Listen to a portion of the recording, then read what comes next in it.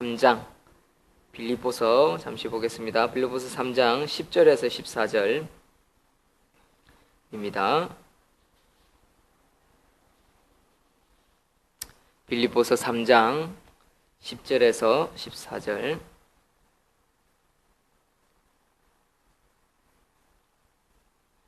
한 목소리로 읽겠습니다. 빌립보서 3장 10절에서 14절.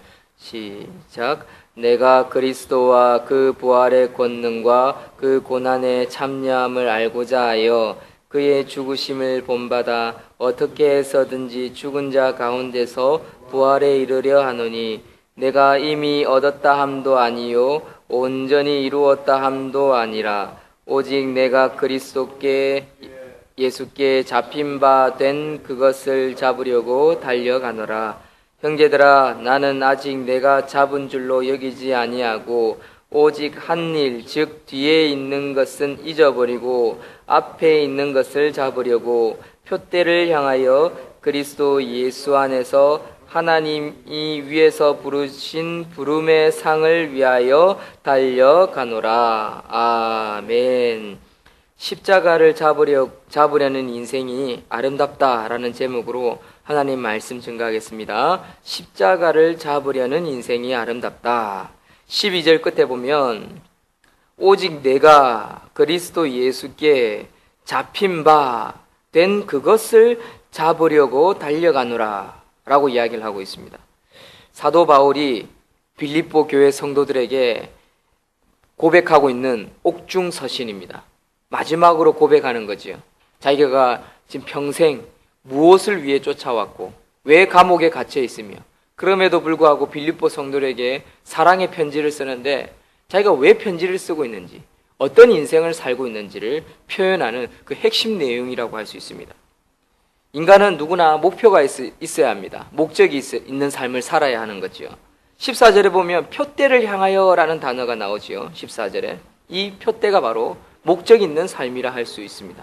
그래서 바울은 어떤 목적, 어떤 표대, 어떤 인생을 살고자 했냐면 바로 그리스도의 부활의 권능, 십자가의 죽으심과 그 부활의 권능, 더 나아가 그리스도의 고난에 참여하기를 그는 원한다라고 오늘 본문에 밝히고 있는 것입니다. 그것이 뭡니까? 십자가를 잡으려고 하는 인생이다라는 거죠. 그의 소원을 한 가지로 정리하면요, 예수 그리스도를 온전히 아는 것입니다. 예수 그리스도를 안다는 것은 쉽지 않습니다. 10절에 보면 내가 그리스도와 그 부활의 권능과 그 고난의 참여함을 알고자 하여, 알고 싶다, 알기를 원한다, 그의 죽으심을 본받으려고 한다, 알기 위해서 그의 죽으심을 본받으려고 한다 라고 고백을 하는데, 사실 안다라는 단어는요 여러 가지가 있습니다. 책을 하나 읽었습니다. 책을 읽었다, 안다 라고 말을 할 수 있죠. 그런데 어떤 사람은 책을 딸딸딸딸 외웁니다. 난 책을 안다, 작가를 안다 라고 할 수 있죠. 그런데 어떤 사람은요, 책을 읽었는데 작가를 모르고 그냥 책을 읽었는데 무슨 내용인지 기억이 안 나는 안다, 봤다 라고 하는 사람도 있습니다. 또 어떤 사람이 영화를 봤는데 감독의 의도하고 전혀 다르게 안다 라고 하는 사람도 있습니다. 즉 읽고 보고 들었다고 해서 다 아는 거라고 할 수 없습니다. 같이 사는 아내도요, 안다라고 할 때 다 알 수 있는 게 아닙니다. 만약에 그 아내와 이혼을 한다 치면 그 아내를, 그 여자를 다 안다고 할 수 있을까요? 헤어져서 몇 년이 지났는데 안다라고 할 수 없을 것입니다. 그래서 성경에서 안다라는 단어를 뭐라고 히브리어로 쓰냐면 야다라고 씁니다. 아담이 하와를 안다, 알게 되었다, 야다라는 단어를 씁니다. 그건 무슨 단어냐? 부부의 암을 뜻하는 겁니다. 부부의 암.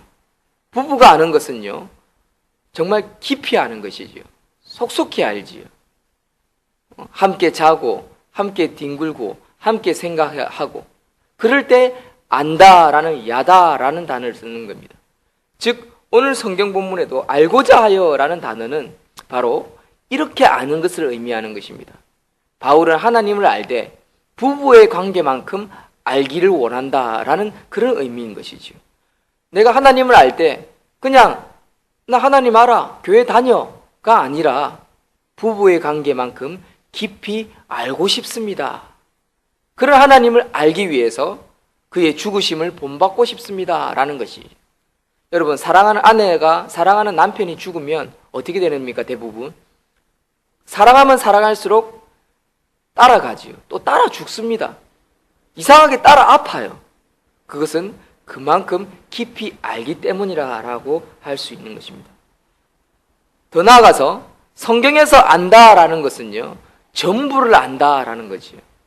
우리가 하나님을 전부를 알 수는 없습니다. 예수님을 전부 알 수 없습니다. 성경을 통째로 딸딸딸딸 외운다 할지라도 알 수 없습니다. 그러나 반대로 하나님은 우리를 안다라고 표현할 수 있습니다. 하나님은 문혜룡을, 박봉래 집사를 전부를 안다라고 말할 수 있는 거지요. 그래서 바울은 이 알에 대한 열망 때문에 자기에게 유익했던 모든 것, 지식 또는 지식의 배경, 학벌, 그리고 자기가 어떤 가정에서 태어나서 어떤 형편에 처해 있는지, 자신의 부유함, 그리고 자신의 능력, 그리고 자기가 따르는 수많은 사람들, 그리고 그만큼의 권력, 권능, 어떤 능력이 있어도 그런 다 모든 것을 해로 여겼다. 쓸모없는 것으로 여겼다. 오히려 그런 것이 예수님을 알게 하는데 방해가 되었다라고 표현하고 있습니다. 그래서 나중에 성경에 보면 그가 가진 것을 모두 배설물, 똥으로 여겼다라고 표현하는 내용도 나타나는 것을 우리는 볼 수 있습니다. 바로 3장 7절에서 9절에 살펴보면, 빌립보서 3장 7절에서 9절 살펴보면 바로 그런 내용이 나오고 있습니다. 해로 여기고 모든 것이 배설물이다, 쓸모없다, 더럽다.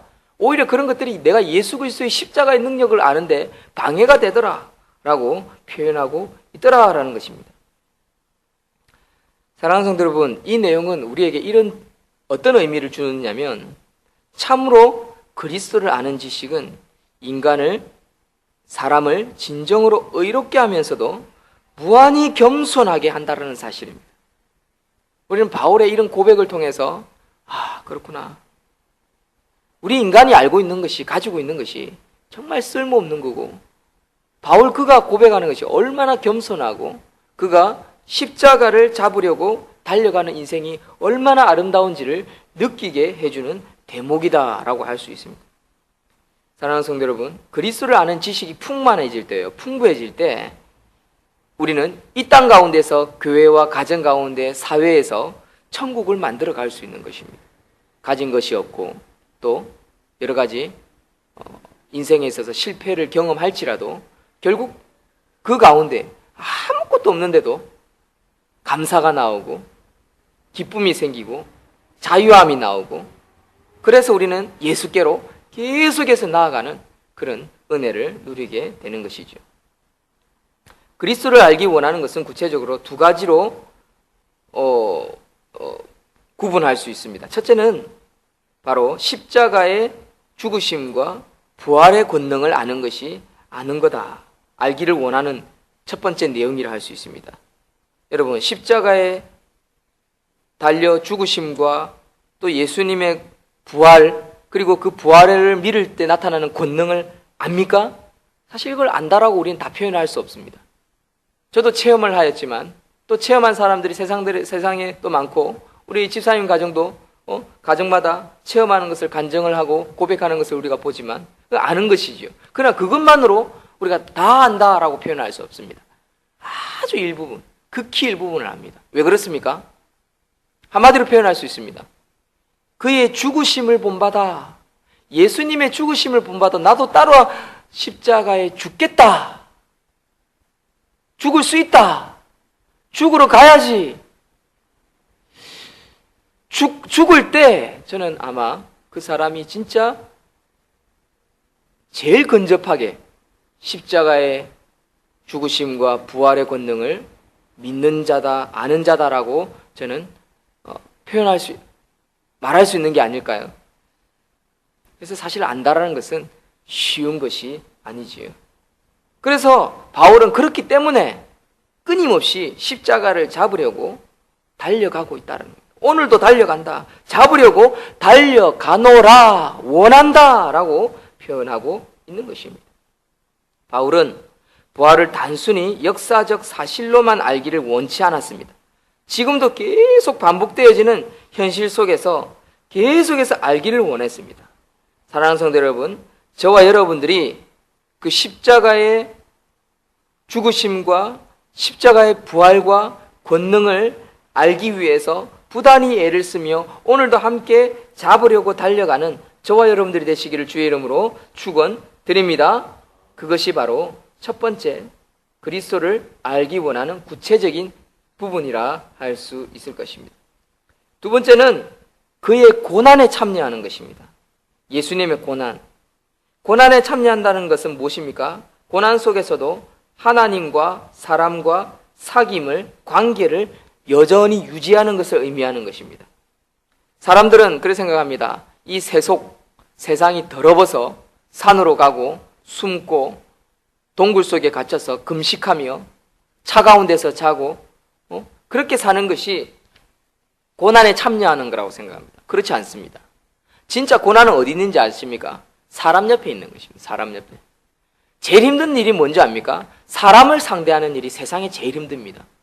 그래서 사람을 상대하는 일 대부분요, 월급이 많습니다. 돈이 많지요. 그러나 단순 작업, 사람을 만나서 관계를 통해서 일하지 않는 일들은요, 대부분 저급한 월급을 줍니다. 왜 그럴까요? 그만큼 스트레스를 많이 받으니까. 일해보니까 이거 사람 상대로 해서 뭐가 돈 벌고 뭐가 하는 일은 정말 짜증난다. 못 해먹겠다. 더러워서 못 해먹겠다. 라는 거죠. 우리 일하러 갔어도 나쁜 사람이 있으면 그 직장 다니기 싫습니다. 까다로운 상사를 만나거나 까다로운 동료를 만나거나 스트레스를 받으면 결국 못하는 거죠. 누가 스트레스를 제일 많이 줍니까? 사람이 많이 줍니다. 사람이 좋은데, 애기들 보면 사람이 좋은데 이상하게 사람이 우리를 힘들게 해요. 여러분, 진짜 고난은요, 그 사람과 가장 깊이 교제하면서 하나님과 깊이 만나는 것이 진정한 고난에 참여하는 걸 알 수 있습니다. 그럴 때 복음이 전파되어지고 예수님의 능력, 부활의 능력이 무엇인지를 체험하게 되는 것이라 할 수 있습니다. 고난이라는 것은 일부러 어려움을 자처하는 것이라 할 수는 없습니다.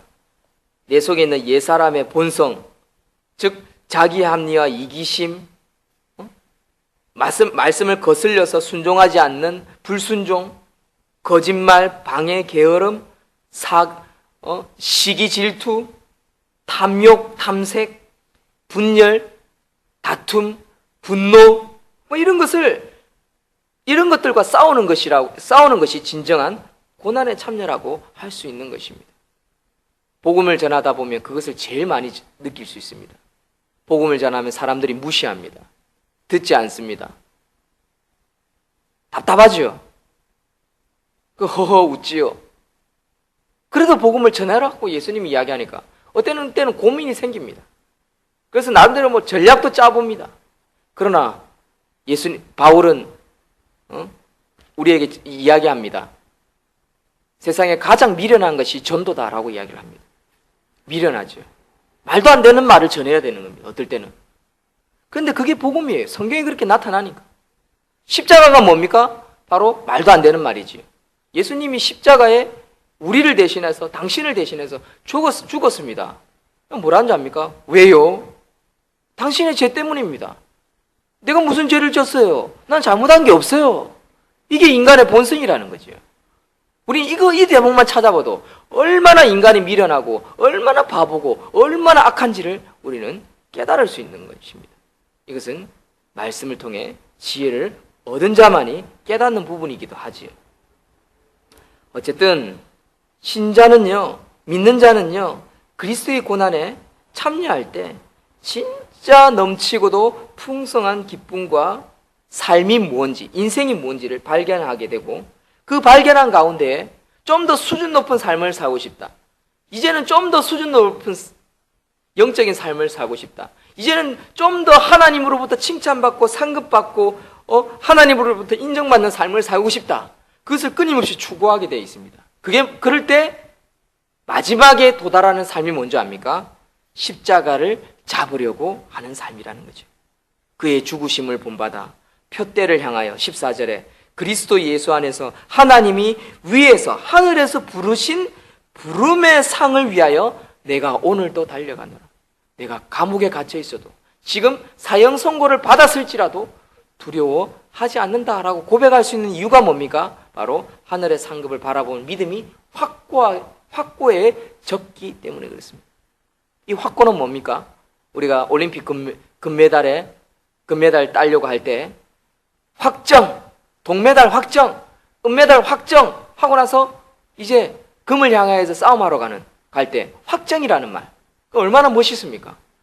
여러분, 상을 받기 위해서 믿음의 확신을 가지시는 저와 여러분들이 되시기를 주의 이름으로 축원드립니다.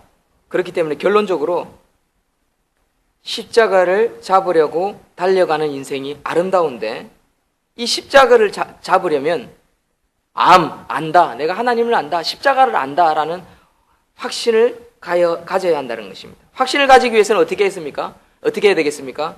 말씀을 끊임없이 따르고 그 말씀을 붙잡으려고, 말씀대로 행하려고, 순종하려고 애를 쓰는 것, 이것이 알고자 하여 그 죽으심을 본받아 잡으려고 달려가는 자세라 할 수 있을 것입니다.